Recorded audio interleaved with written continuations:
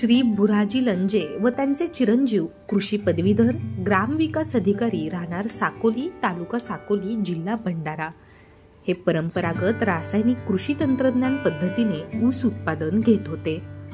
परंतु त्यांना ऊसाचे उत्पादन समाधानकारक येत नव्हते व खर्चही दरवर्षी वाढत होता। तसेच जमिनीचा सेंद्रिय कर्ब कमी होत होता।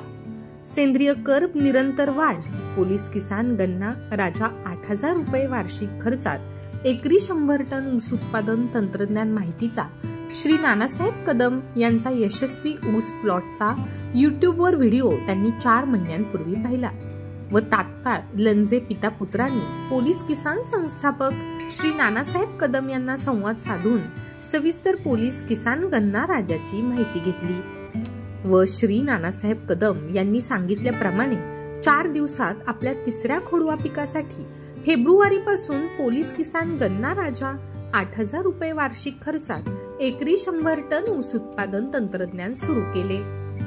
या तंत्रज्ञानाअंतर्गत रासायनिक खतांची स्प्लिट पद्धतीने एकरी 10 किलो मात्र आठवड्यातून एकदा दिली जाते।